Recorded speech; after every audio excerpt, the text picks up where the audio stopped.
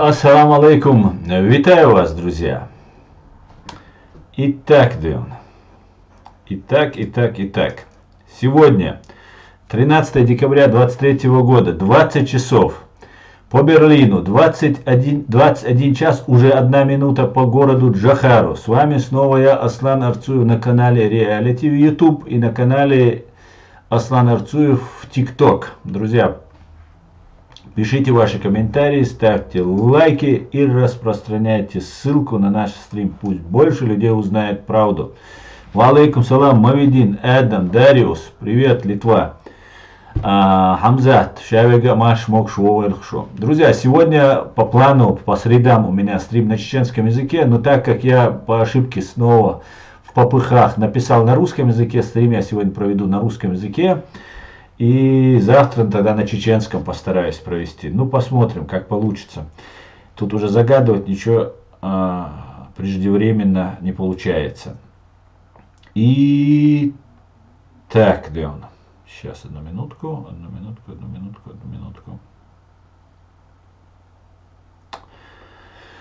Все, как обычно. Валейкум салам, СС. Иван Сэм, Иван Сэм, витание вид морской пехоты. Иван, тебя давно не было, я за тебя переживал, я тебе скажу. Всей морской пехоте, всему ЗСУ, большой привет, салам от ваших братьев, друзья. Так.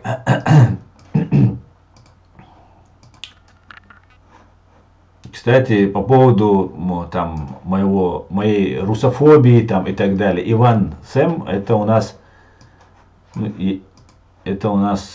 русский парень из ЗСУ.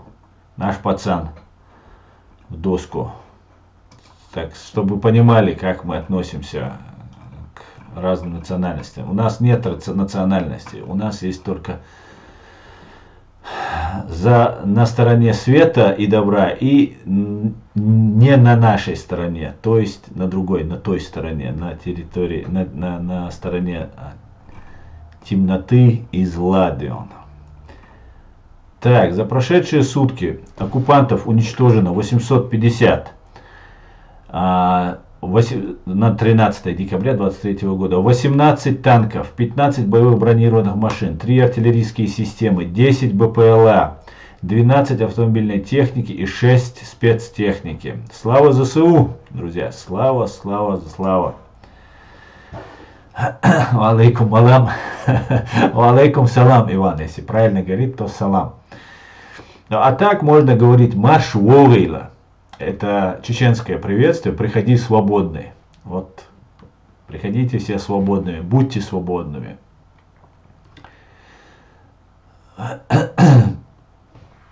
Так, ассаламу алейкум, ассахюик, бо нохчи махтамат схирю бо эфир. Майк тайсам алейкум салам. Кан дар муасоки акан хирю, ас гайска махта, нохчи махта халишер, та гайска махта. Я так получилось сегодня на русском языке. Завтра обязательно постараюсь провести на чеченском языке. Машуэль мустан хо дейли салам машхушун массана чумел во швег вистаул швег комментарий язи швег нохчи чуавега массерга салам машхал душик. Друзья, я вас всех приветствую. Так, Усман, валейк салам. Да, на левом берегу Днепра жарко, рады стараться. Вы герои, Иван, вы герои. Вы герои. Вы освобождаете, Иван, вы освобождаете не только Украину, да, сейчас на русских ругаются, и русские имперцы и все такое. Вы освобождаете не только русских, которые живут в России, вы освобождаете всех людей, кто живет, кто пострадал, кто оказался под влиянием, чтобы люди стали свободными, чтобы у них было будущее, у их детей. С ценой своего здоровья, своей жизни вы вот делаете то, что нужно делать. Честь вам и хвала. Вот искренне от души. Независимость от вашей религии, национальности, либо ваших каких-то других взглядов. Искренне от души. Благодарю вас, друзья. Искренне. Спасибо вам большое. Вы лучшие парни. Так, ассаламу алейкум. Ну, алейкум салам, Шамиль, алейкум салам, Шавик Машволь. Шавига Машволь. Так, друзья. Еще раз, друзья, напоминаю вам, друзья, что каждый вторник на нашем канале мы будем транслировать, а вещание само непосредственно будет идти в телеграм-канале, на канале Президиума правительства Чеченской Республики Ичкерия. Каждый вторник мы будем проводить очередные наши конференции на платформе открытого диалога. Поэтому присоединяйтесь, распространяйте информацию, подключайтесь. Это наша единственная, легитимная, народом избранная, демократическим путем власть, представители нашей власти в лице Президиума правительства. Там будут, первые разы Аят только выступал, я надеюсь, другие представители Президиума тоже, они должны подключиться в силу разных обстоятельств. Не получилось у некоторых подключиться, но будут потихонечку подключаться. Давайте вместе создавать наше гражданское общество. Давайте мы, чеченцы, друг друга узнавать, друг с другом коммуницировать, а также специально говорим на русском языке на этой платформе, для того, чтобы наши друзья, наши потенциальные союзники, чтобы эти люди с нами коммуницировали, чтобы мы были им понятны, предсказуемые, и давайте общаться. Так, ясно всем, все, совели, мекшду, ССС, по какому поводу я тебя должен поднять? Скажи мне, о чем ты хочешь 3 минуты поговорить, и тогда я рассмотрю твое предложение. Так.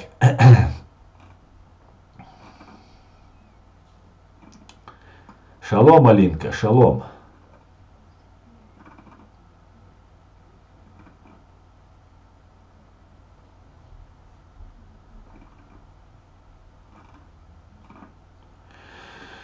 Смотрите, здесь такой плакат в России распространяется. Если твой сосед мигрант, позвони в военкомат. Работаем с 1937 года. И такой плакат, вы, наверное, все помните, Родина-мать зовет. Она там с листочком таким впереди, и рука у нее поднята вверх, и сзади винтовки со штыками.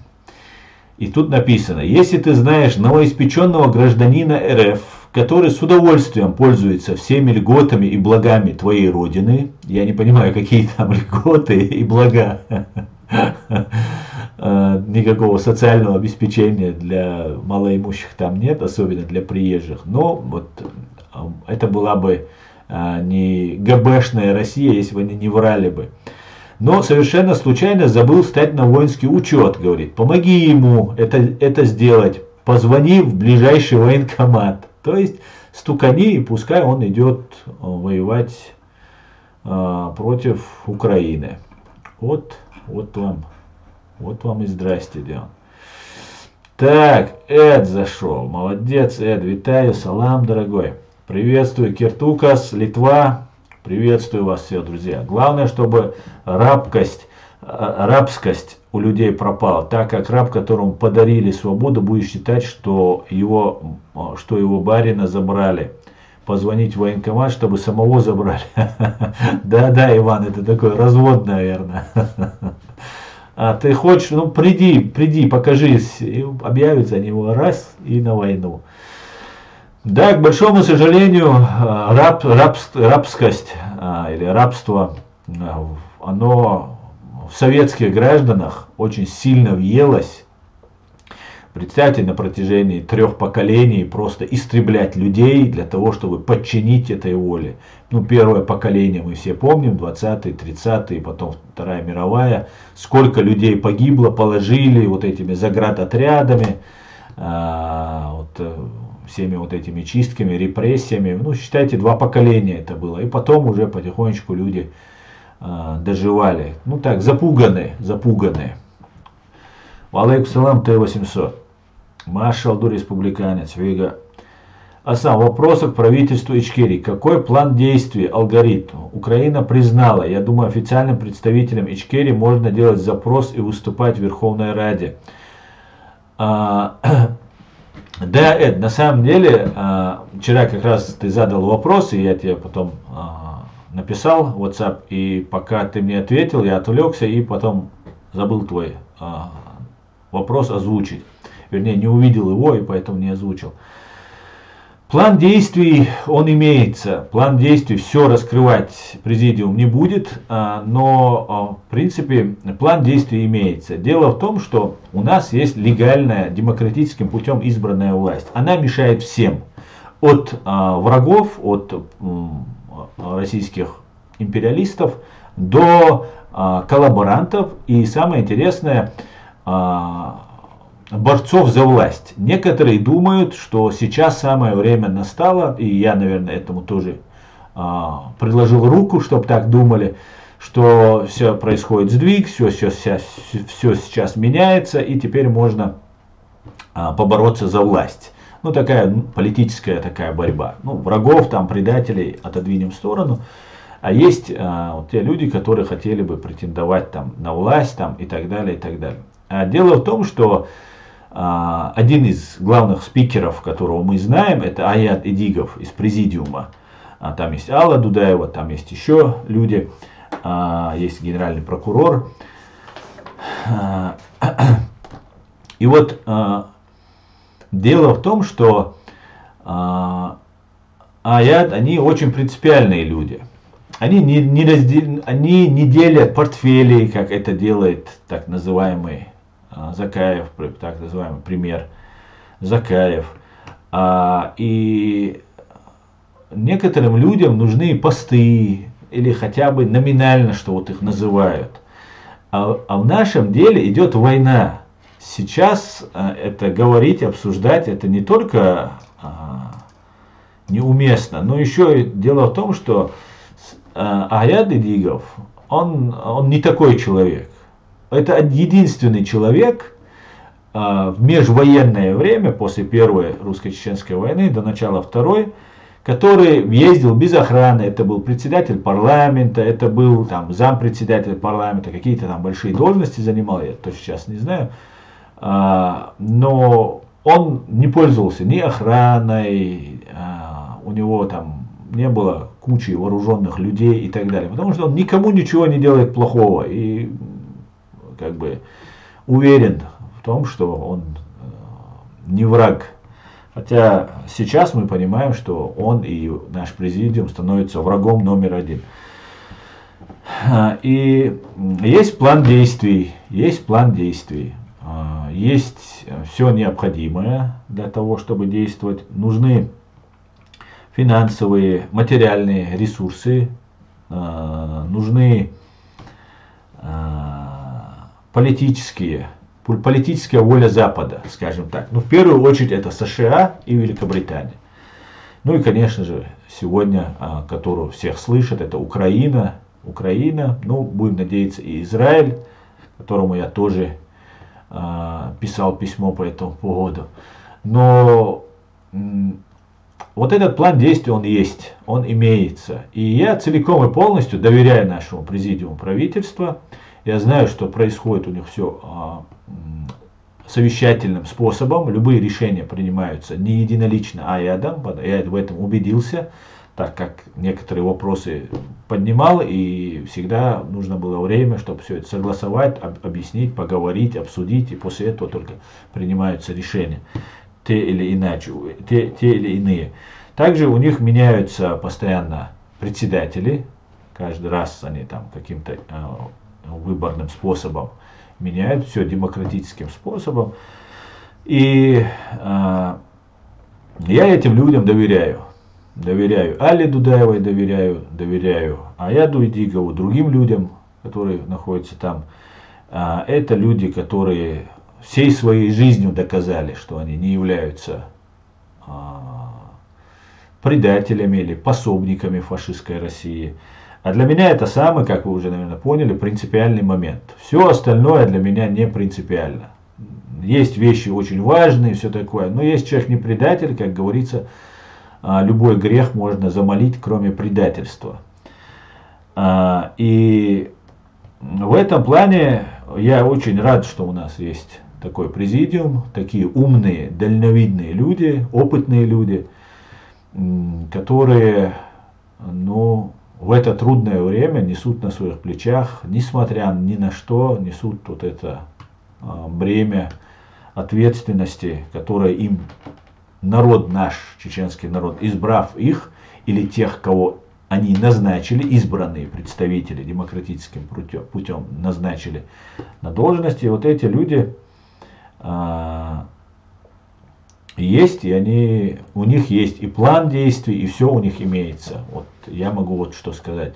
Я же, когда раньше говорил там, например, о концепции обусловленной независимости, о чем-то другом, я это делал как человек, который на ощупь в темной комнате пытался хоть что-то сделать. Потому что наш президиум, эти люди, они давным-давно являются врагами фашистской России. Россия их преследует, убивает, их родственников убивает, сажает, преследует, дискредитирует, дискриминирует, всячески пытается навредить им.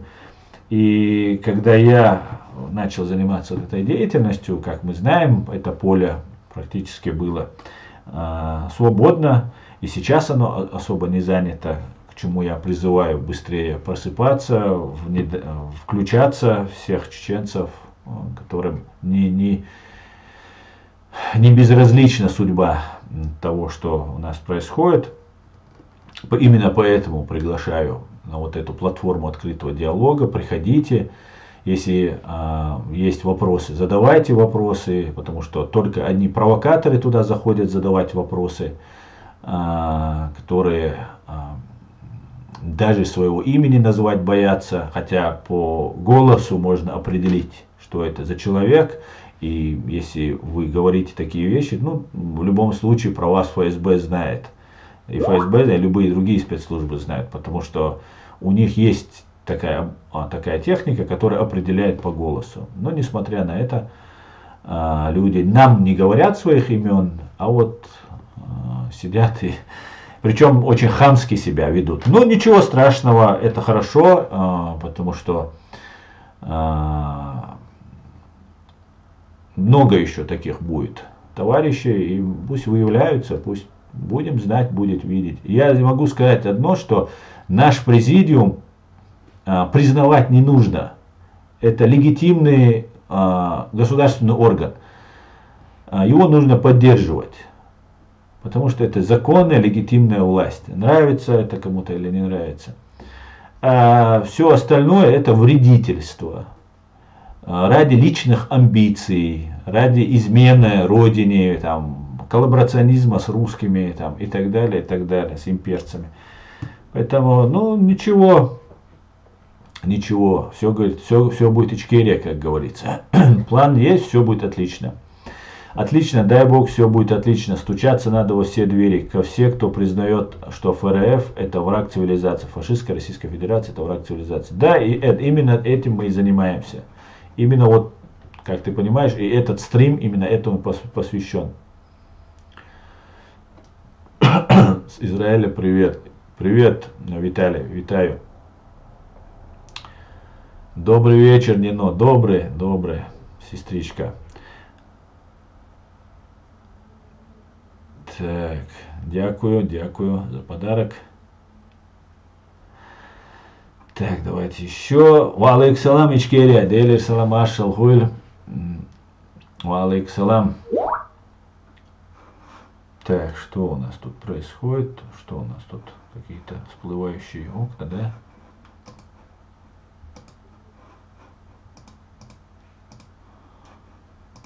Так, пойдемте дальше.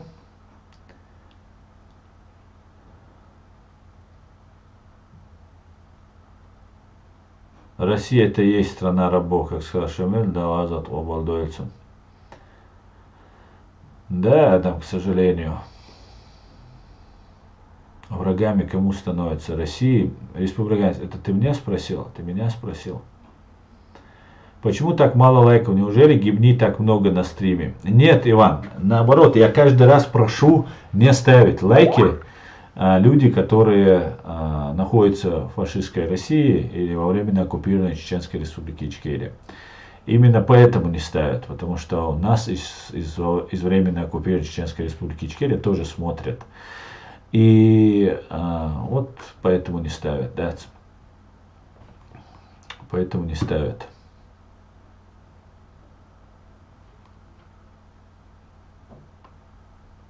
Можно, конечно, Нино. О чем вопрос? Именно для этого я тут и сижу. Пожалуйста, задавай, пожалуйста, свой вопрос.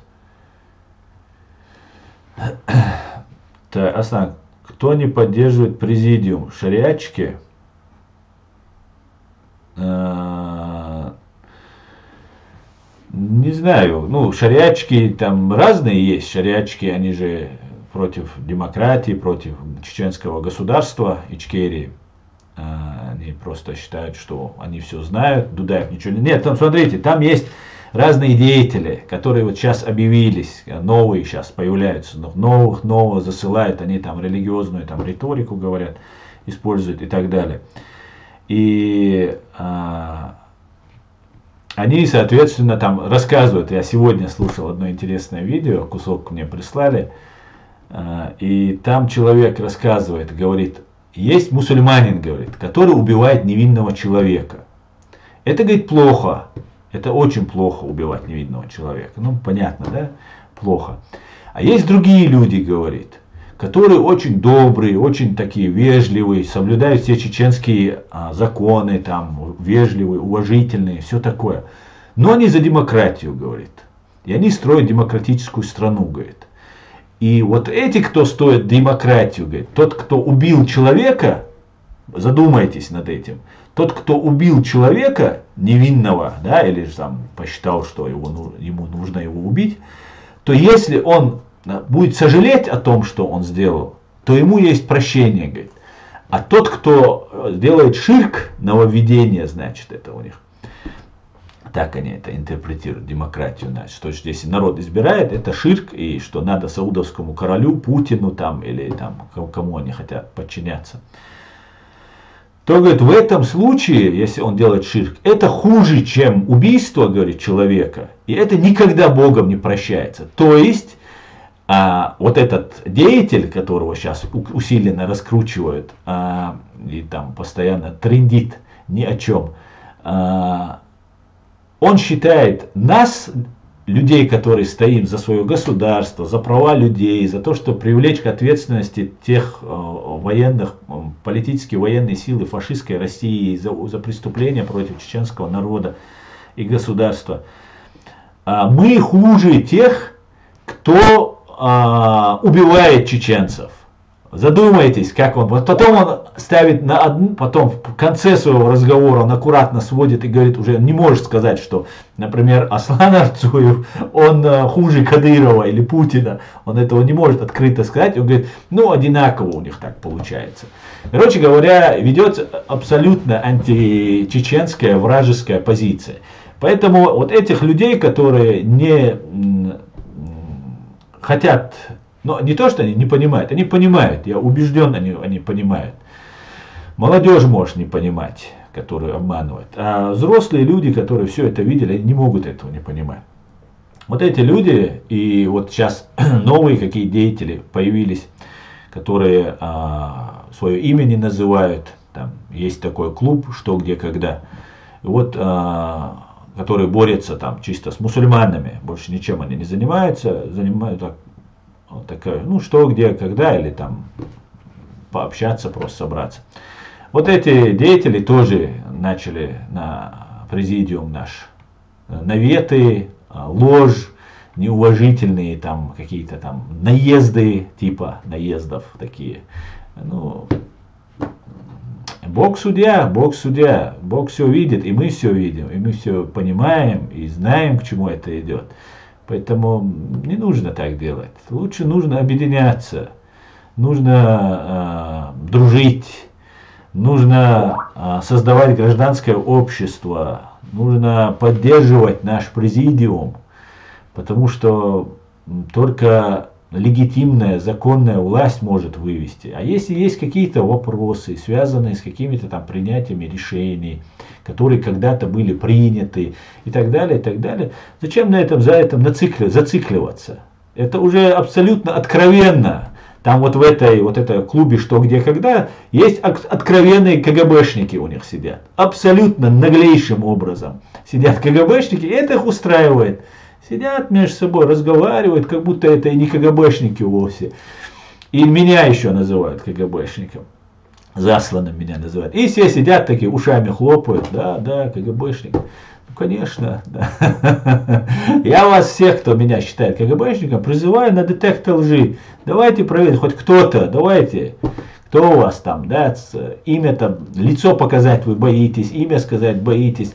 Ну, до детектора давайте пройдемте. И узнаем, кто КГБшник, а кто здесь занимается фигней разной, да, и все, какие вопросы. Быстро все выяснится. Так, это правда, что даже 17-летних отправляют в Украину? Да, Нино, это правда. Насильно сейчас отправляют в огромном количестве сейчас из Чеченской Республики. Об этом, кстати, очень мало кто говорит. Вот, да, это большая проблема. Это большая проблема. Теперь будем поддерживать Идигова. Тузи говорит, главный председатель Сарая вставлю на видео, так как он был на видео 90-х годов ближе к президенту Дудаеву. Кто на другого делает ставки? Альберт, то, что говорит агент российских спецслужб, это не имеет ровным счетом никакого значения. Идигов это не один человек, это президиум, там много людей. Поэтому делать ставки, там это никто не рассматривает. У нас есть законная власть, и народом, демократическим путем избранная власть, и эту власть мы будем отстаивать. И я призываю всех так делать. Всех мы должны защищать нашу власть, потому что я уверен в этих людях. Я уверен в смысле, что они не со мной они поступят правильно или неправильно. Это я даже не думаю над этим. Например, этот клуб «Что, где, когда», этот тоже неоднократно там, на меня лично там были наезды, там мне я не знаю, проклятие мне от всего народа объявить хотели, там, Закаев, вот эти все товарищи. Они все молчали. И сейчас я не удивлен, что они там позволяют там такие откровенно ложные вещи про меня говорить. И поэтому в этом плане свобода слова, как говорится, ну и за слова тоже нужно отвечать. Если вы явно лжете на людей, ну придется отвечать в любом случае. Если кто-то говорит, что, например, я агент, ну придите и докажите, что я агент. Вот детектор лжи я готов оплатить.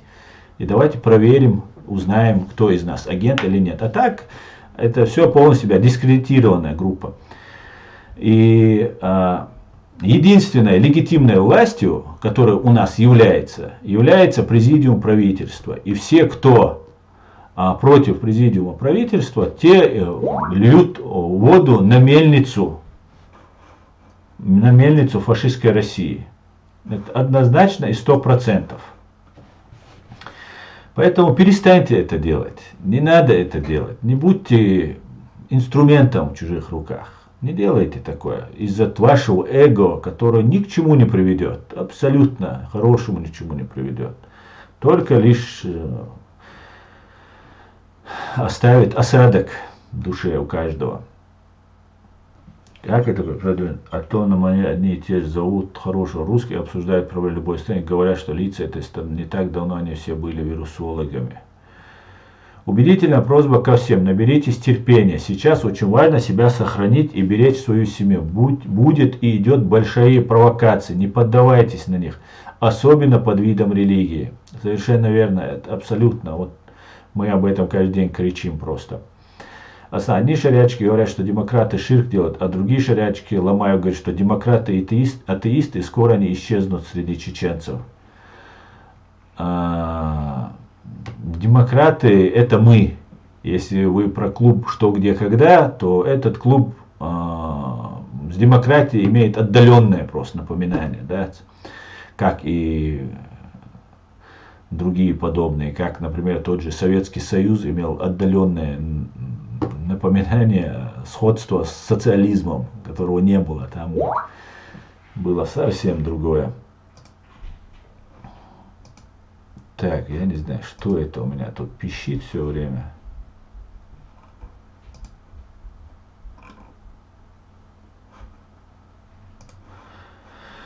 Так, давайте, друзья. Как этот президент продает, а то на манеже одни и те же зовут хорошие русские, обсуждают проблемы любой. Так, Асна, одни шарят, так, это был. Асна, как думаешь, сможем ли мы быть хорошо жить по соседней с русскими, с теми с русскими, которые против путинской России?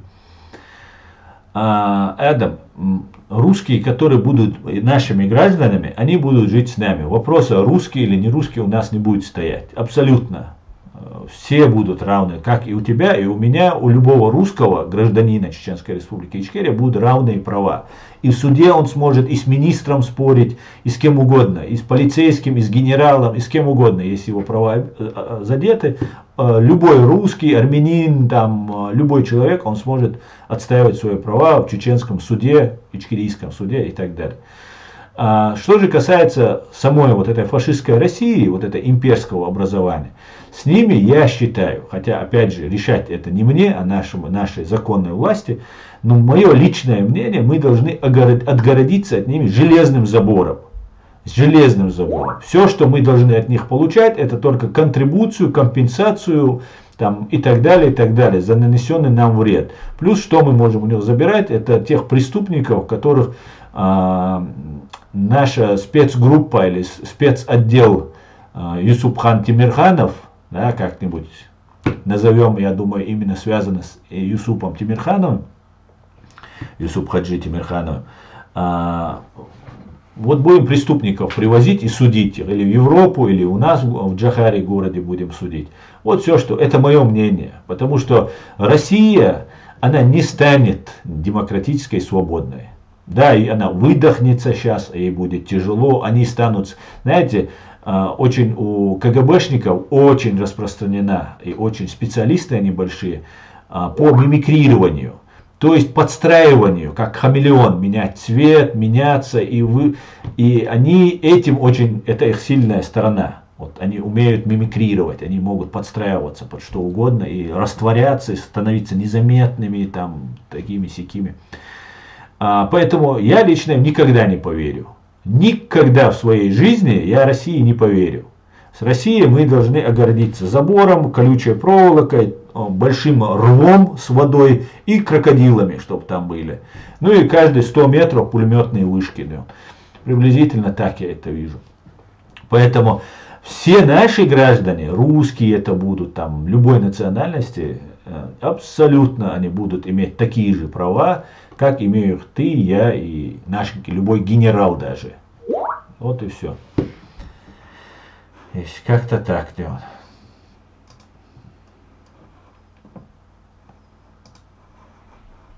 Сейчас, одну минутку.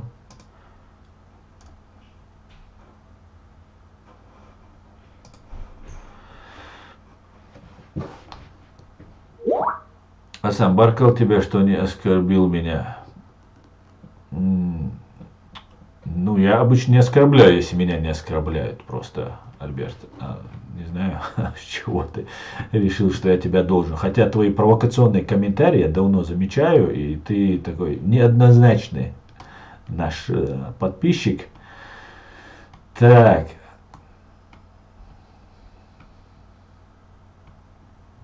Я смотрел видео Бутруса про закон шариат. Там он говорил, что ислам это не просто, это политическая партия, поэтому исламское государство невозможно, чтобы религия и государство были отделены. Но в исламском государстве она не будет отделена. Если оно исламское, то оно уже становится религиозным государством. А есть демократические формы правления. Вообще, смотрите, религии, что мусульманство, христианство, там, буддизм, разные-разные есть религии, которые оказывают влияние на государство. Есть другие идеологии нерелигиозные, там, например, тот же коммунизм, который построили в Советском Союзе, это тоже была религия определенная, да, у них они отрицали другие религии, но у них была создана своя религия. И вот эти идеологии, тоталитарные идеологии, которые подчиняют себя, они вот этими религиями, идеями, там, идеологиями, они пользуются для управления людей. Не для того, чтобы эти люди получали божественные какие-то там блага, какую-то там, я не знаю, снисхождение от Бога, там, любовь Божью. Не для этого это делается, не о заботе о этих людях это делается. Это делается для того, чтобы через религию или через идеологию управлять этими людьми. Вот именно для этого это делается. И сейчас мир разделен не по религиозному принципу, не так, а по тоталитарному режиму и по демократическому режиму. И вот эти тоталитарные режимы, они делятся и там религиозные, идеологические, там третье, десятое, а есть демократия, она несовершенна, там тоже есть изъяны, она слаба демократия, потому что много независимых свободных голосов, и враг может втиснуться и под видом свободных независимых голосов разрушать эту демократию. Но если там уже четко устанавливаются институты, если люди достаточно образованы и понимают, что люди сами могут решать свою судьбу, что если этот президент им не нравится, они могут просто проголосовать на следующие выборы и выкинуть его к чертовой матери. И депутаты, если тебе не нравятся, проголосовал и выкинул это. Для этого общества это сложнее, чем тебе какой-то там царь сидит, который тобой управляет. И тебе нужно быть в курсе, ты должен иметь свободный, честный источник информации. И в этом плане мы все обязаны над этим трудиться. Вот чем в демократии трудно. Уровень образования людей должен быть выше в демократическом обществе. Люди должны понимать, кто им лжет, кто их обманывает. Для этого, кстати говоря, очень важен вот этот полиграф, который нужно тоже использовать, там, чтобы, главное, чтобы на врага не работал. Внутри политически, сейчас в чеченском обществе, как сейчас и в украинском, сейчас вот эти политические там, дрязги внутриполитические, они опасны. На войне этого не должно происходить, понимаете? На войне это категорически запрещается. Сейчас, так, одну секунду.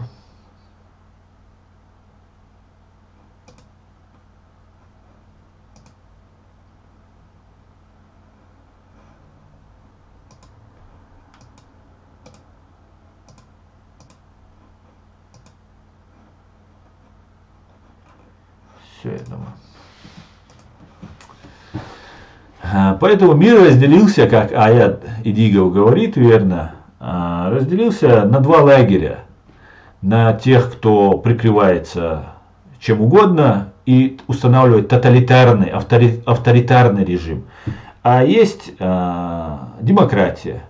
И демократии тоже разные. Есть слабые демократии, когда общество тоже разделено, в образовательном смысле разделено, там, в традиционном смысле, в понятийном смысле разделено.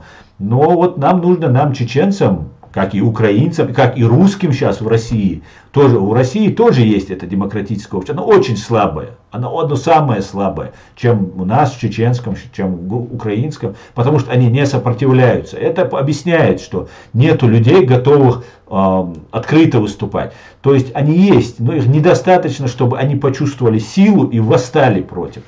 Я еще раз и еще раз скажу, что Россия, имперская Россия, два самых главных врага, самых главных врага фашистской России, это на первом месте чеченцы, на втором месте русские, которых они больше всего там экспериментируют, давят там и так далее. Ведь на русских ведь, да, уже до того забиты русские в России, что у них уже нет своего слова. Есть умные, очень мало людей, и они погоды не делают, к большому сожалению. Именно поэтому мы в этой ситуации находимся, в войне с Украиной, в оккупации там, Грузии, части оккупации Ичкерии и так далее, и так далее. Поэтому нужно в этом смысле поднимать уровень людей, чтобы люди понимали, что религия это твое личное, ты с Богом общаешься напрямую, а мир он...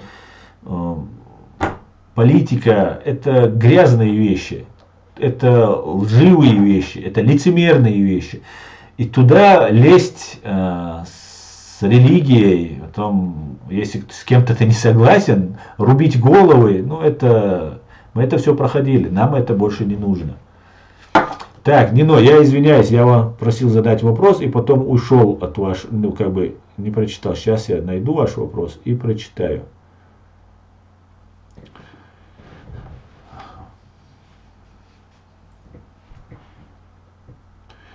У меня есть много видео. Так, да, есть такие видео. Совершенно верно, отправляют из Чечни много людей на войну.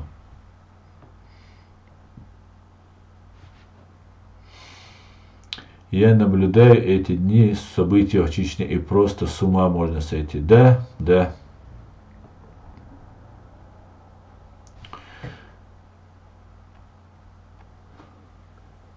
Поддерживаю адекватных людей. Шалом алейхум, иврит. Салам алейкум, муслим. Да, Виталий, я вас приветствую. Так, ассалам алейкум, горец. Ва алейкум ассалам, ашвор, горец.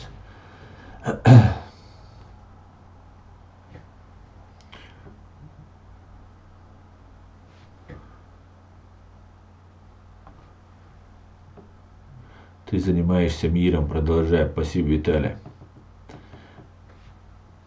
Почему тебя не берут в этот президиум? Дуба, дело в том, что в этот президиум я не прошусь, наоборот. Но дело в том, что в президиуме не могут быть люди, не избранные народом.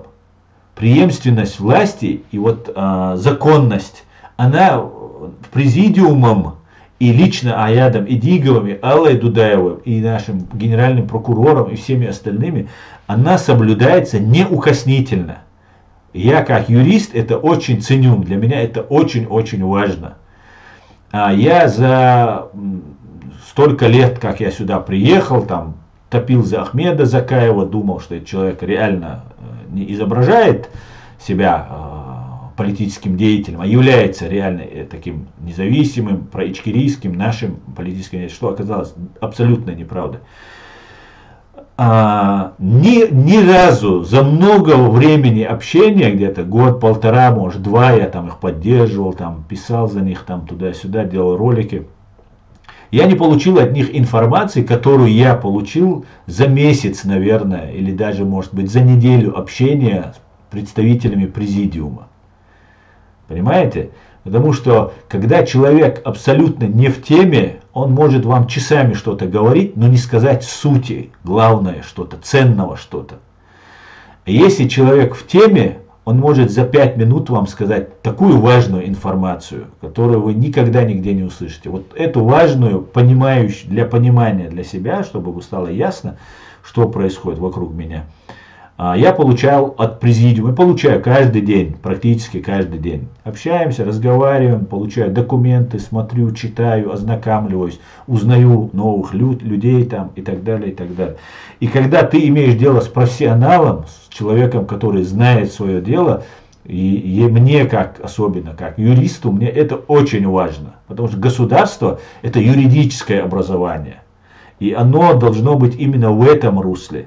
И как только мы отходим от этого юридическости, от юридикости, то в этот момент все, государство перестает, по крайней мере, на время существовать, пока снова не вернуться на свое правовое поле. Поэтому это очень важно, а в президиуме люди, те, кто избран народом. Я никем никогда не избирался. И в этом нет необходимости, понимаешь? Туда никого не возьмут. В президиум не возьмут никого. Президиум наш будет до того момента, пока наша страна не деоккупируется, и этот президиум назначит выборы президента и парламента. Как только мы деоккупируемся, как только мы наведем порядок, мы соберем милицию, полицию, новую, вот этих всех отправим домой, а новых молодых людей наберем в милицию, которая обеспечит нам возможность проведения выборов президента и парламента. И все вот это дело делать будет наш президиум.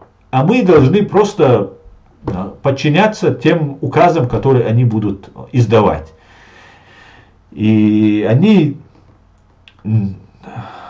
делают это очень грамотно, мудро, и я очень доволен. Я просто супер счастлив, я могу сказать. Я супер счастлив. Я знаете еще чем счастлив?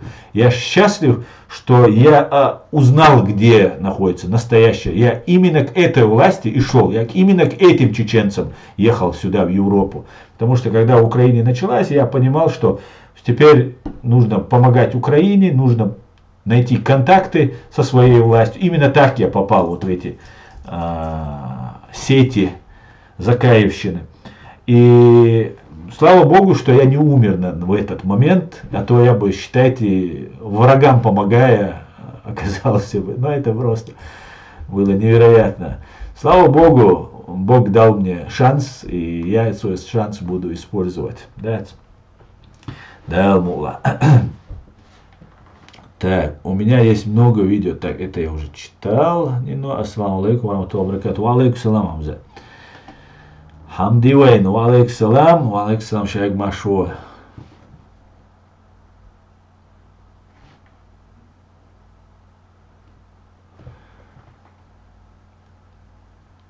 Так, это тут КГБшники к нам зашли.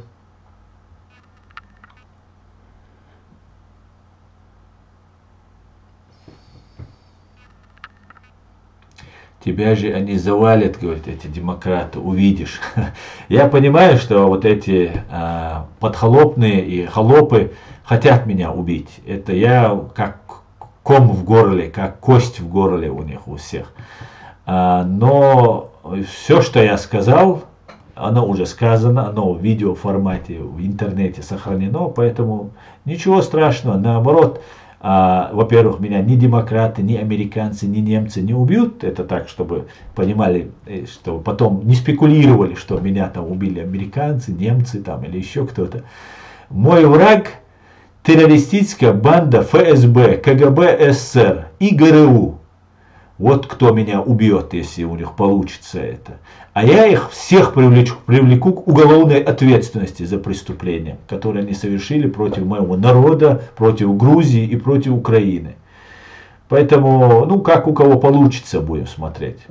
Поэтому, конечно, будут пробовать там перевести стрелки на каких-нибудь там сумасшедшего там радикала, или же там пришлют какого-нибудь очередного Вадима Красикова там и так далее, но абсолютно не парюсь по этому поводу, абсолютно. Так что все нормально, не волнуйтесь. Наоборот, если это произойдет, у меня есть видео записанное, которое вы увидите после моей смерти, то я буду счастлив, что мои слова доказаны их убийством меня, что они в цель попадали, и они будут правдивыми. Понимаете?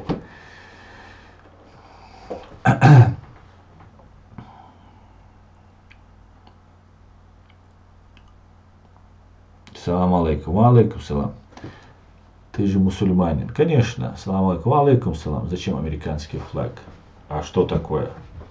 О Аллах, благослови Америку. Не просто флаг. Я молюсь за Америку, чтобы с ней было все хорошо, и чтобы она стала во 100 крат сильнее, чем она сейчас есть. Почему президиум они не могут набирать новых?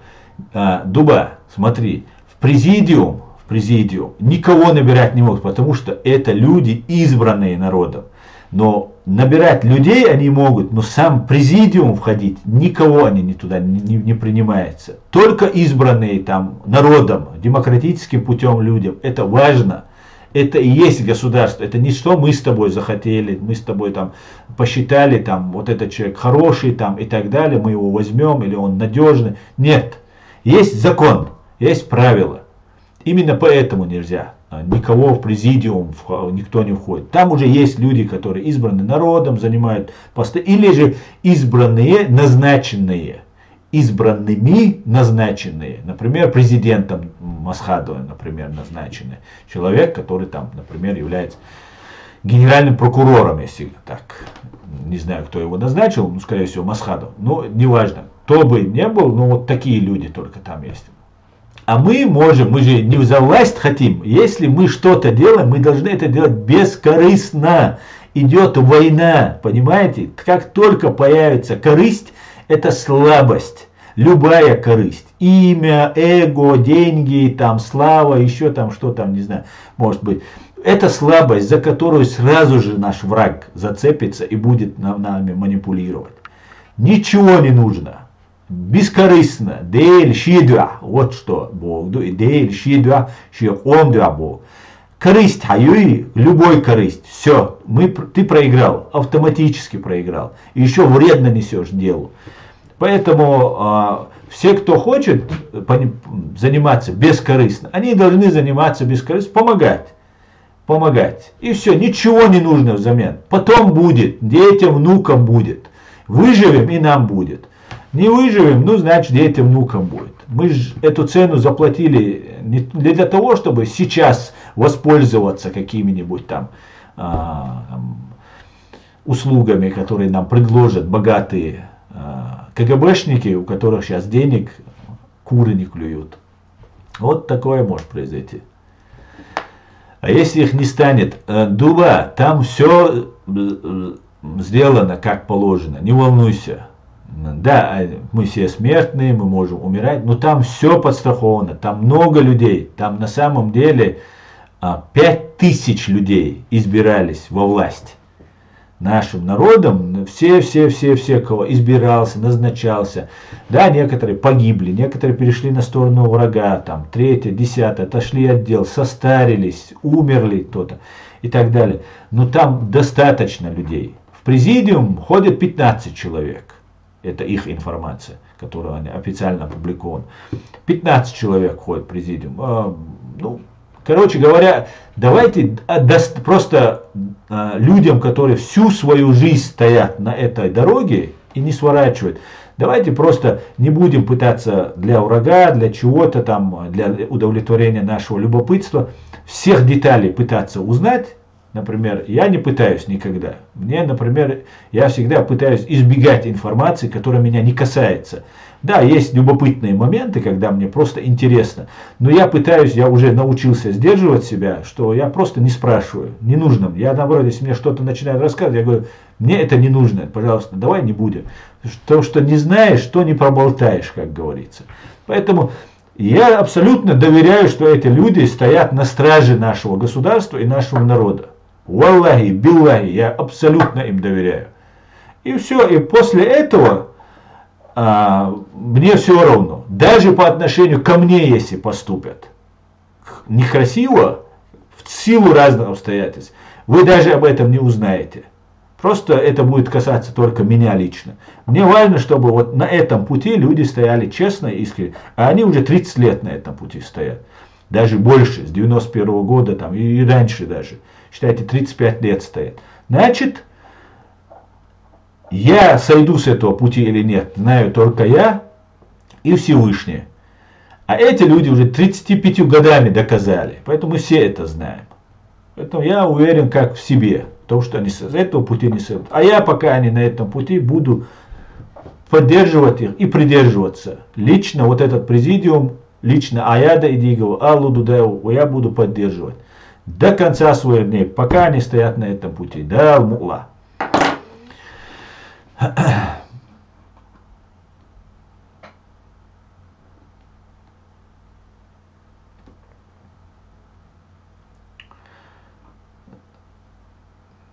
Так.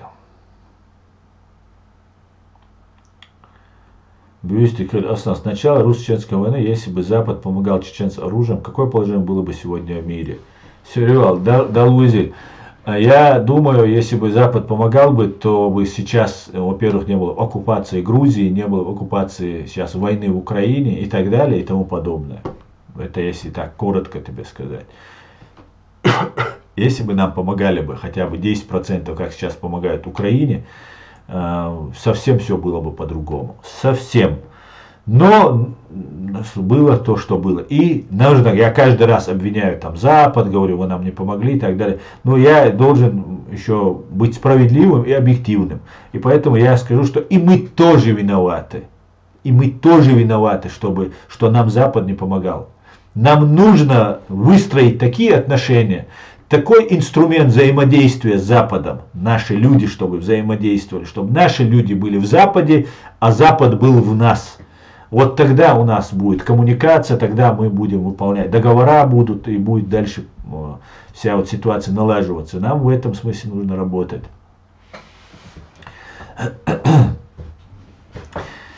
Так, завалить то, валлахи, даже дьявола не боимся. Аллачинг Аслан. А если это произойдет, мы продолжаем дело Аслана Арцуева да Алмула. Вот, Адам, я озвучил твой комментарий. Все, кто против цивилизации, будут против демократии, так как только в демократических странах существует цивилизация. Все, кто против цивилизации, будут против демократии, так как только в демократических странах существует. Да? Привет всем, Украина слушает из Германии. Привет, Германия и Украина, витаю. Слава Украине, героям слава. Я вот думаю, так, что здесь придумает?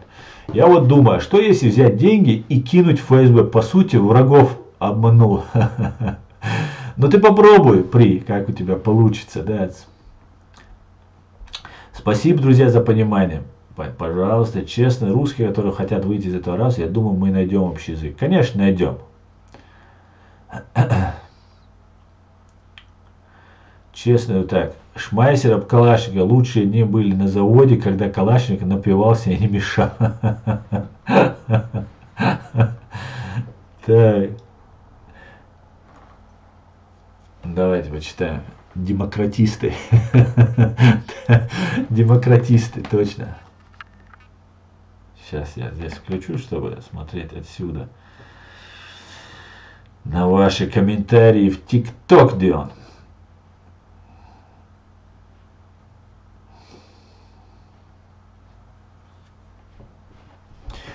Итак, демократисты, да.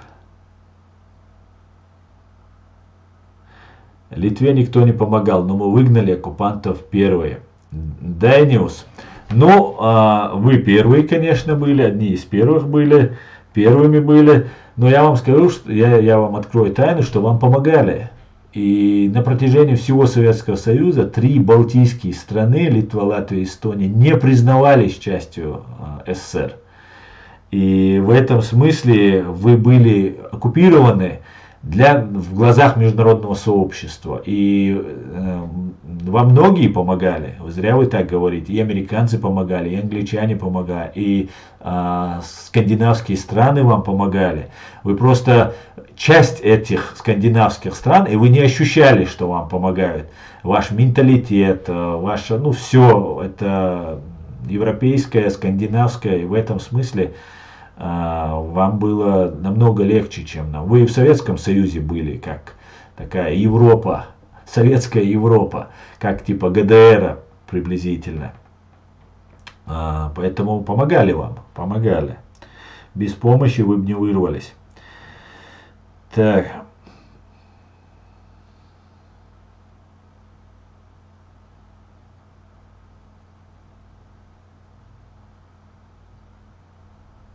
Почему американ? Так, это понятно, одно и то же. Да, Алшвайлоса, молодец. Да, массу вырвайся, да, калаш, массу вырвайся.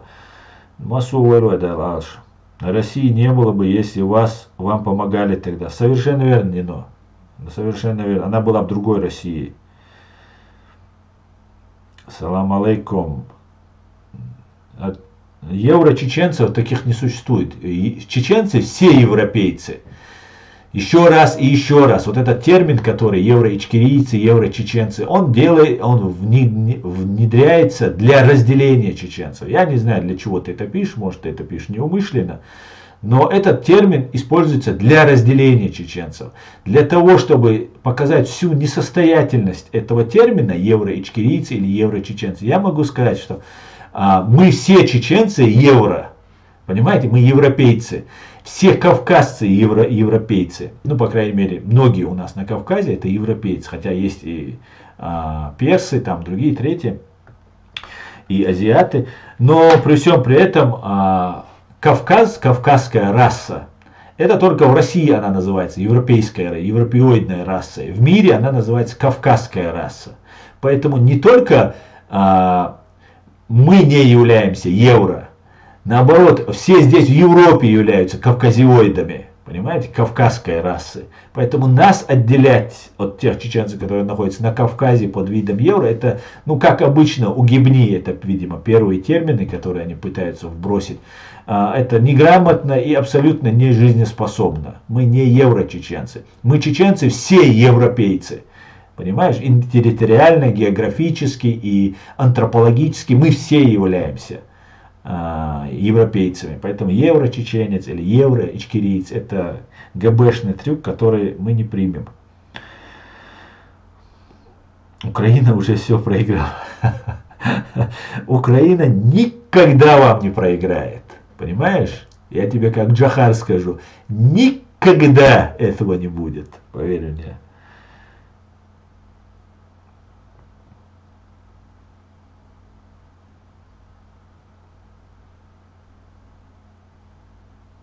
Нет, не помогали, даже отговаривали, подождите, говорили. Ну, отговаривали, такие, наверное, тоже были. С этим я не буду спорить, конечно же, были, даже отговаривали Украину не уходить из Советского Союза и так далее. Да, было такое. Дейлер Маршал, амин. Разве Джохар так говорил? Джохар говорил никогда, вот его выражение, никогда, делая ударение на этом слое.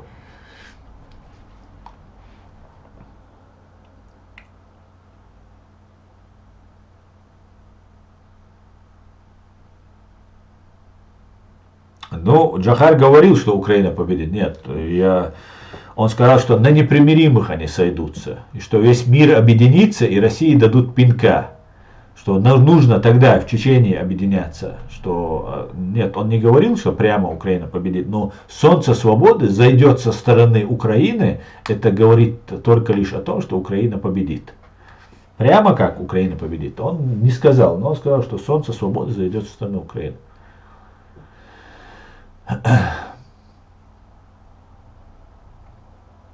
Браво, президент мистер Дудаев. Да, Даниил, совершенно верно. Нам Джохара не хватает. Как у вашего Витаутаса Ландсбергеса. Нет, это не литовский, это литовский, да. Добрый вечер, чертовка, привет. Витаю. Хватит, чертовка, подарками заваливать. А то скоро себе Мерседес куплю.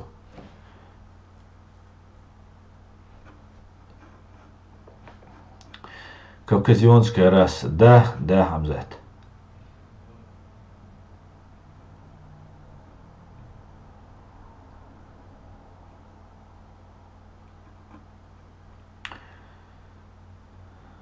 Да, сейчас и западные левики ставят палку в колеса, чтобы США им не помогали. Якобы наши налоги идут в Украину, у нас долги и так далее. Да. Ландсбергис, Витаутас, живой, только старый. Ну, конечно, нас время беспощадно к нам. Даниус. Ах, если бы, говорит, чертовка. Так, в каком состоянии Россия, что он отправляет в Украину детей 16-17-летних? Отвратительно в НИНО, там все отвратительно, все, что они говорят, это ложь и обман. Русские, россияне, которые сейчас, они на грани срыва. И именно поэтому сейчас их массово не гонят, хотя все у них критически. Они выделяют деньги, они печатают, запустили печатную машинку и выплачивают там зарплаты какие-то им большие, чтобы люди не возникали, не возбухали, там, не возмущались и так далее. Но это скоро закончится. Терпение уже у русских заканчивается, потому что русским, как и чеченцам оккупированным, сказали: мы лишим вас всех прав, кроме права на жизнь. Ты не вякаешь, молчишь, не выходишь на митинги, не возмущаешься, и мы тебе позволяем зарабатывать такие деньги и так существовать тебе. Но мы тебя не убиваем. А кого мы хотим взять на войну, мы тому платим деньги, и он идет добровольно, фактически. Идет пропаганда, он считает, это не так уж и добровольно, если тебя обманули, и ты идешь. Это очень, очень опасно, конечно. Но люди согласились. Такая не самая достойная позиция, но какая есть. Сейчас их лишают права на жизнь. И сейчас люди, долго это не протянется. Рано или поздно уже это выходит наружу и будет выходить наружу. И мы здесь должны помогать этим людям. Мы должны, но только не симулякры, которые там имитируют борьбу, а настоящих русских брать из России. Так, еще у меня очень хорошая идея, которую я уже давно озвучил, и которую нужно бы реализовать. Например, в Украине живет очень много русских. КГБшники под видом спасения русских пришли и стирали с лица земли русскоговорящие города в Украине. Многие. Донбасс, Крым, который они оккупировали, всю эту мужскую часть населения, которым они якобы обещали хорошую жизнь, там хорошие пенсии, отправили на убой. В первых рядах их уничтожали. Это так, украинские кадыровцы, так называемые. И если русские из России, из КГБ, приходят якобы освобождать русских, спасать русских, то почему украинские русские, которые выросли, которые свободны по духу, которые они не были под тоталитарным режимом, которые уже, а это трудно, если ты не был под тоталитарным режимом, подчиниться очень тяжело. Но когда ты уже подчинился в первом, втором, третьем поколении, то это уже как бы уже твоя естественная среда. Поэтому я за то, чтобы русские в Украине объединялись и вот создавали батальоны, которые берут вот этих пленных русских, и не русские из России будут, которых мы не можем отследить, кто он, что он там, и очень смутная история, а русских в Украине, которые жили, выросли, которые сражаются сейчас. Вот у нас тут есть Иван, который сражается.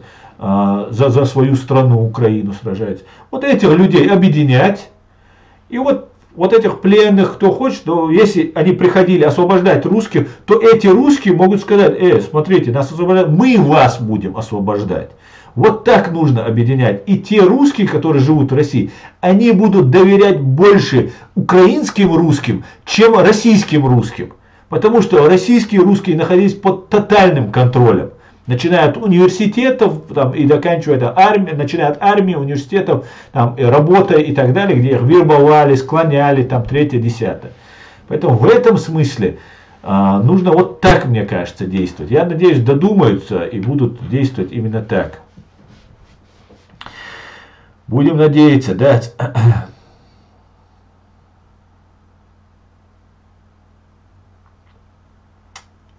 Так.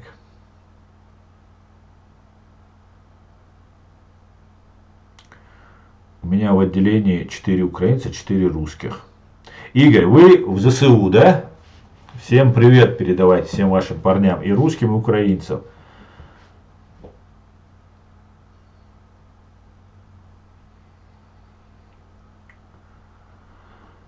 Там терпеть, еще и терпеть, во всем виноваты США и злая НАТО. Да, не говорите, чертовка. Оксана, как по мне, так ты слишком оптимистично смотришь на русских. Я просто их очень хорошо знаю, чертовка. Русскому рознь, как говорится. Русские не только отличаются по ментальности, и даже те наши чеченские русские, которые жили, они совсем другие люди были. Также украинские отличаются. Они даже антропологически, генетически отличаются. Потому что русские это не такая нация, как чеченцы там, и другие, как украинцы. Это много разных национальностей, которые объединили в эту русскую нацию. Кого-то насильно, кого-то добровольно. Вот это такой плавильный котел. Как американец это приблизительно получается.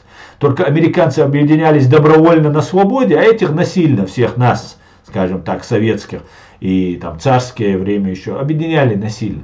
Поэтому они очень разные. Например, те, кто живут русские в Сибири, вот чисто мое такое личное наблюдение, которое есть, русские, живущие в Сибири, они намного свободолюбивее, они намного другие, чем русские, которые живут, например, в Москве. Ну, в Москве, допустим, большой такой тоже плавильный такой котел.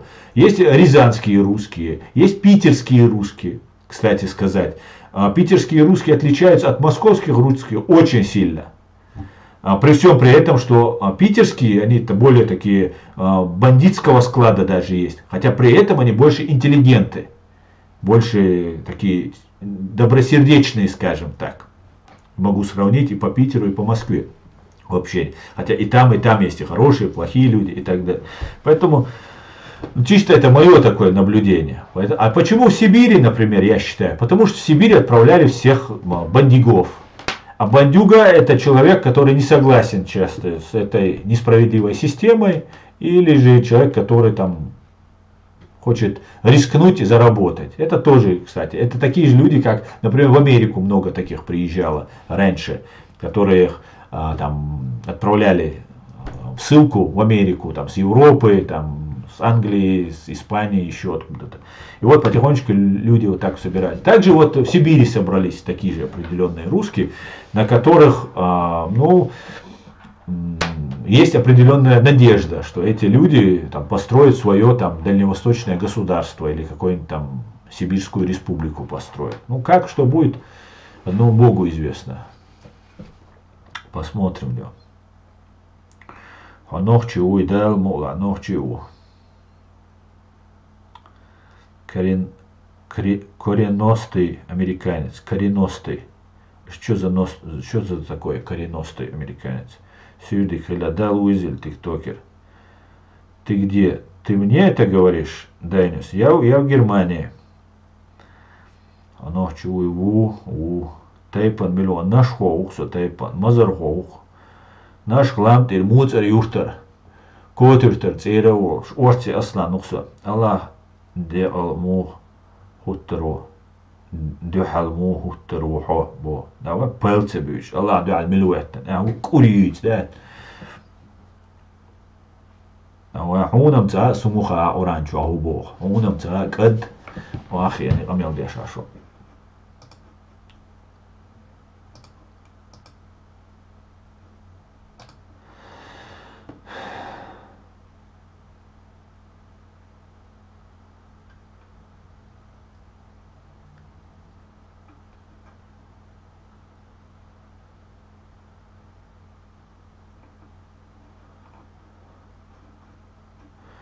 Это, наверное, потому что у многих русских, которые живут в Сибири, украинские корни. Кстати говоря, это тоже может быть.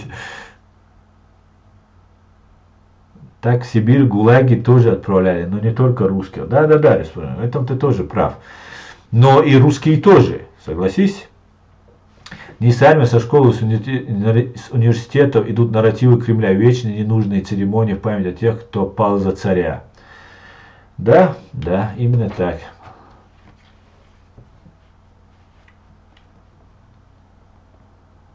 Так. Давай. Хавар diyor.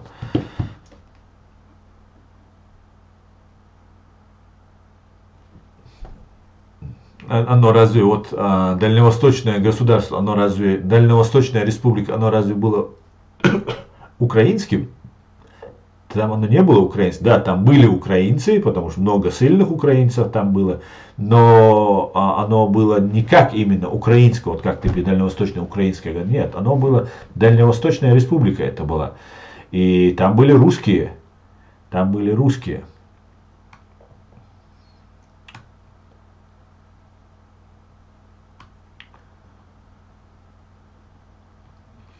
Так, что-то.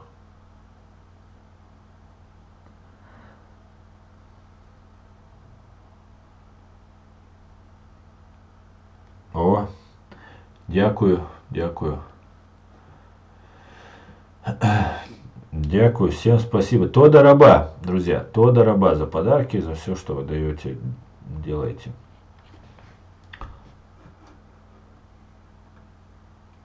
Аллах дуаль мухутер. Да, Адам, он считает, что Хамас и Путин это Аллах. И если я против Хамаса и Путина, значит я против Аллаха. Вот такие вот извращенцы. Вот такие вот. Алейкум ассалам ночью. Дигду дал бухастам. Хаму. Так, друзья, ну, что, ну, еще можете мне хорошего сказать,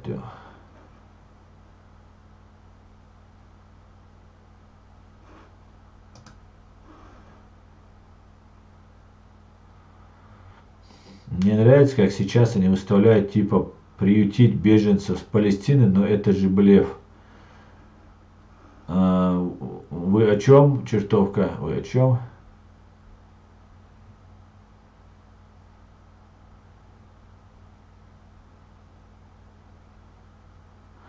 Они никак не могут считаться беженцами, они граждане РФ.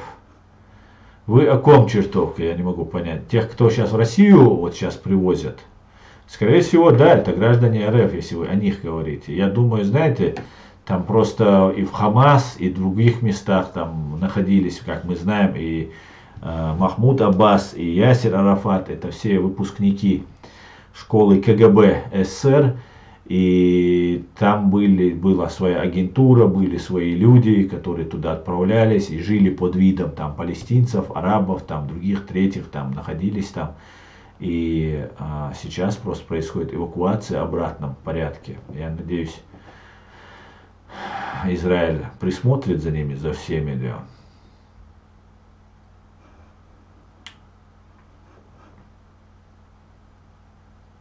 Конечно, заберет. Ты знаешь, что Палестина это и Израиль тоже. Евреи тоже палестинцы. Ты это знаешь?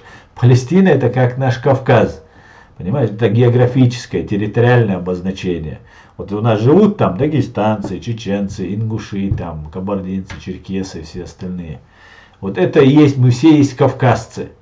Понимаешь? Даже пришлые приходят к нам, например, кто-то, например, какие-нибудь другие народы, которые к нам появляются, из Турции приходят, из там, я не знаю, из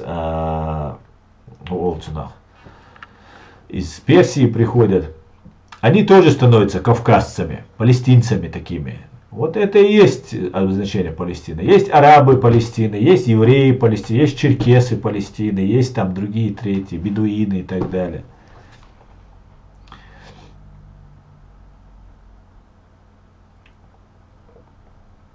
Да, но они-то пиарят сейчас именно типа беженцев приютили. Да, 2 человека привезли, вот и все, приютили они. Ты кроме ККБ и ФСБ знаешь что-нибудь, говорит Валентина. Валентина, ну не обижайся ты. Ну подумаешь, вашу террористическую банду я вывожу на свет Божий. Да. Не парься ты так сильно. Ну дай-ка я на тебя гляну. Ну как обычно, неточное фото.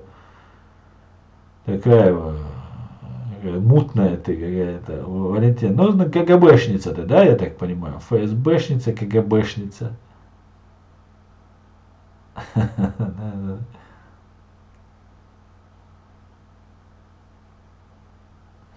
Бедные вы, бедные.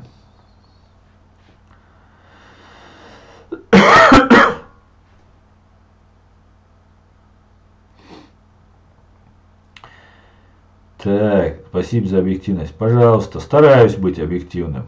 Именно это и пытаюсь сделать. Быть объективным. Ни к чеченцам, ни к кому-либо другому не быть предвзятым.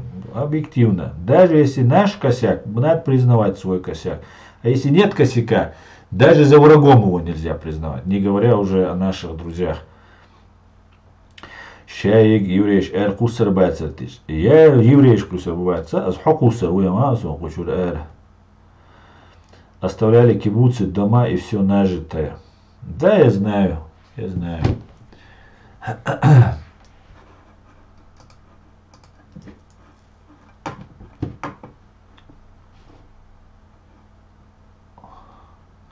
Асан, не нам, они в Чечне не нужны эти ахлю суннаш.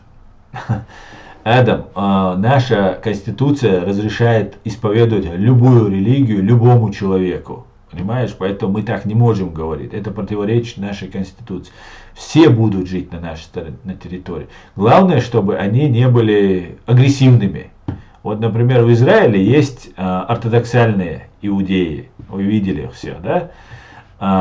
Вот у нас есть вот ортодоксальные мусульмане, подчеркнутые мусульмане, где везде.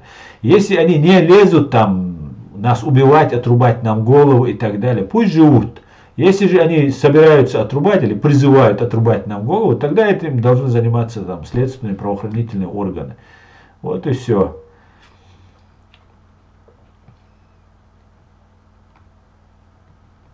Ну, и, кстати говоря, вот эти радикальные мусульмане, это подчеркнутые мусульмане, если они сейчас ждут, что сейчас мы, наш президиум, мы, демократы, договоримся с Западом, там, решим какие-то вопросы, к чему-то придем, и потом они придут и будут нас убивать. У них такой план. Я хотел бы обратиться, что вы сейчас ждете? Зачем нас убивать, если мы вам, хотя я так понимаю, мы вам больше враги, чем Россия и Путин.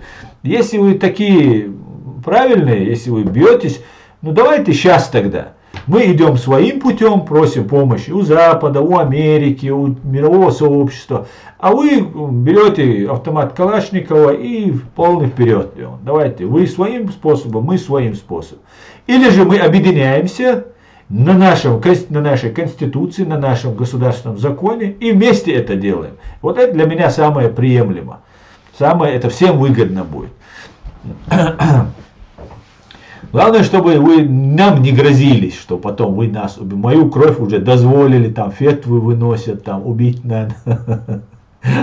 И даже они самим не смешно. ФСБ мою кровь дозволяют, ГРУ мою кровь дозволяют, и вот эти мою кровь дозволяют. Ну, не кажется вам, что вы в одном лагере оказываетесь с теми, кто против нас? Дай Бог Ичкерии быть независимой. Дай Бог, да, мула. Картуэле, привет, Картуэле. Камарджоба, Генецуале. Да.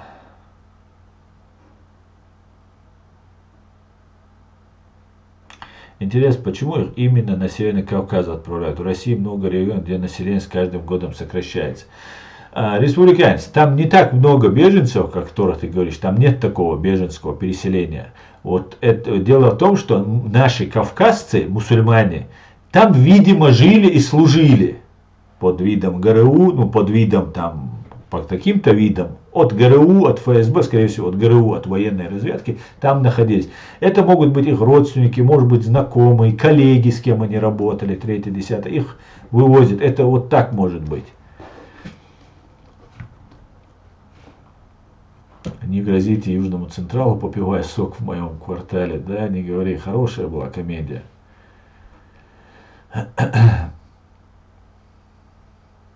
Асан, черный списком, Цавайтана. Цавайтан странник. Ну, у меня есть тут один странник, я не знаю, ты или нет, который уже там у меня под прицелом. Да. Шучу я.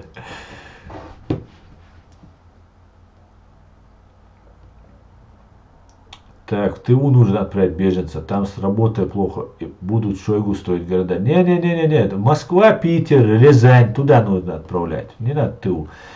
Они беженцев размещают в этих регионах, где и так высокая плотность населения, идет население, живет за чертой бедности. Может быть, потому что они тоже мусульмане? Ну нет, пускай в ТУ идут. Не в ТУ, в Москву и в Рязань. Почему? В Башкирии, Татарстане размещают. Да. Не я, ну значит все нормально, да. Я сверху писал, ты пропустил. Ну Цагиновцев он странник, не видел.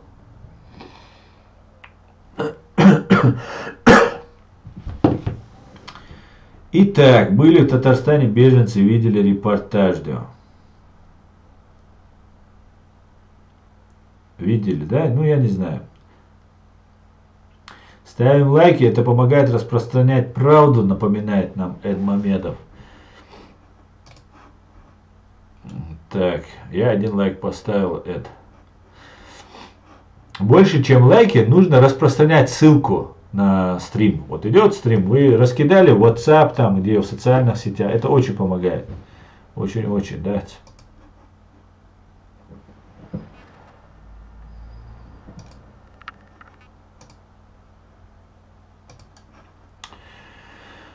Такс.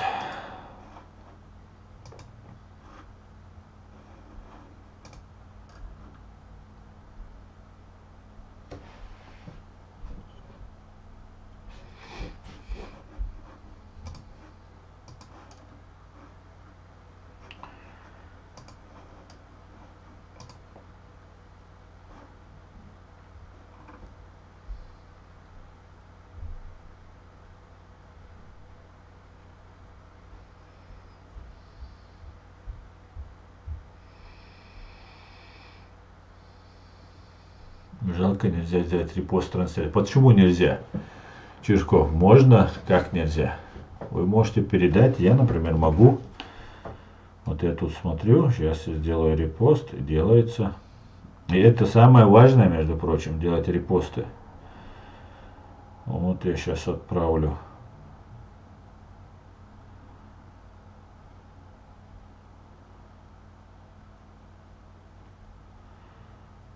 Так, кому еще отправить? Чтобы...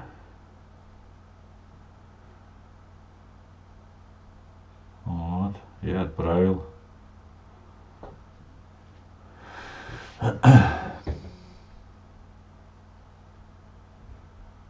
Поделиться только, да. Репост трансляции. Репосты между после уже трансляции, когда закончится. Поделиться трансляцией только можно. Трансляция здесь не остается, как в YouTube. TikTok на России работает, вроде ненужные не пропускает. Не понял?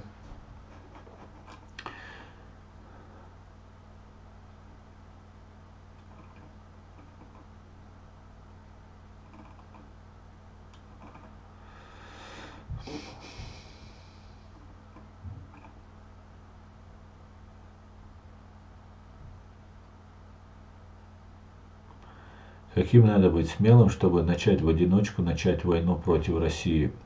Юзер, ты о чем? Салам алейкум, алейкум ассалам. 9 умножить на 10 плюс 5. И что? 95? Нажатие все видят.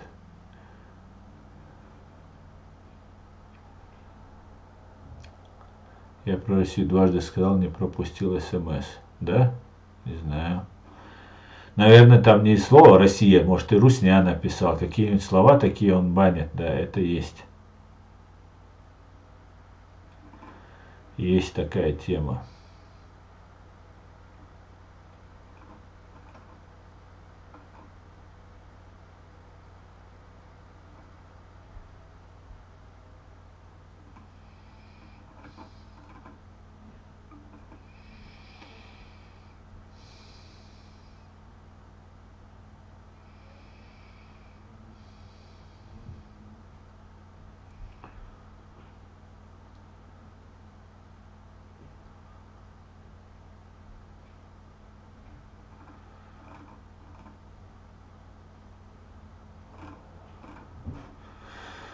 Так, наверное, надо уже закругляться.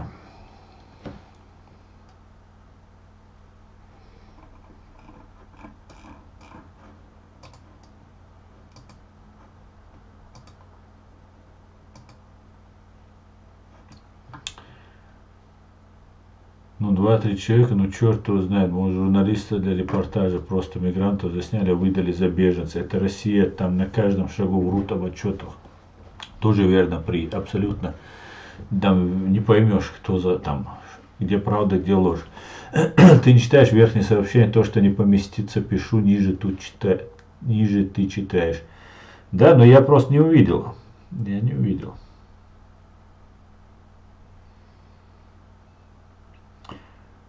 Я чувствую свою ущемленность. Так. 95-й. 95-й. 10-й. 95-й Бицик район. Ты это российский номер, который тебя русские убили, 30%. Тебе дали 95-й номер. И ты решил написать 9 умножить на 10 плюс 5, чтобы 95 не писать, и ты написал так.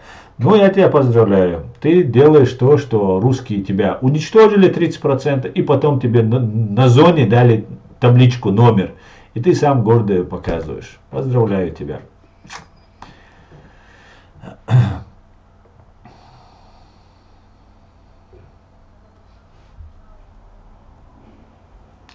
Опять на утро 2 про халифат мечтает. Да, я не слежу за ними, не смотрел их давно. Я давно за ними не смотрел. И, ну да, ну, ясно. С ними все ясно. Давно уже ясно, да. Давным-давно все ясно. Так, давайте посмотрим, что у нас тут. Facebook сообщает.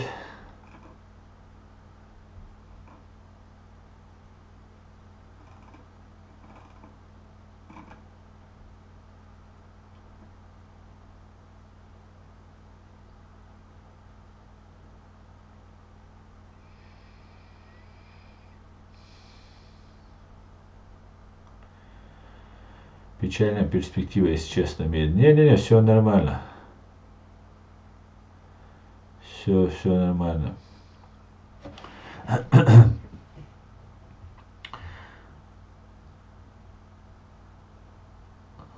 Да, уж ждем. 95-й не регион, а это все провокатор убова.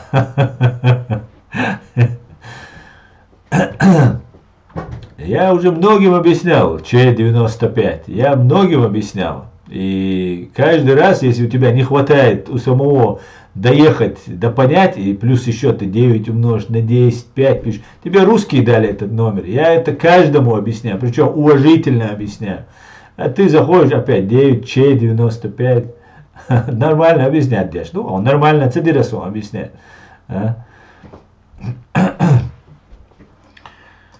Нормально модерн объяснит. А видел 30%, а раз шелил номер, указать. И все. И он и хоть саха алвала сум, он язда мага, он гай диш мага, он и цакит лоти еще. Как твой канал смотрю, рекомендует их видимо, среди этой аудитории есть те, которые там и тут сидят.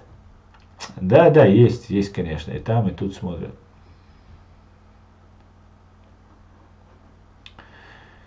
Почти в каждом стриме я объясняю, Че-95. Я в каждом стриме объясняю, почти в каждом стриме, да, что 95 это на зоне данный нам номерок, номер 9. Так, друзья, я на этом свой стрим закончу. Завтра, я думаю, все-таки мы проведем стрим на чеченском языке. Посмотрим, что это из этого будет.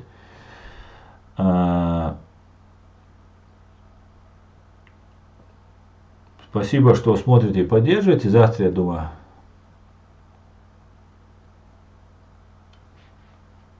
да, американец.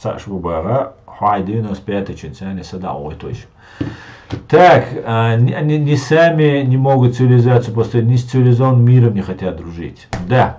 Все, друзья, на этом я свой стрим заканчиваю. Чертовка, спасибо еще раз. Всего самого хорошего. Спасибо, что смотрите и поддерживаете. Слава Украине, все будет Ичкерия. Господи, благослови Америку. Адикюэль маш аль бюз дек алюэль маседа.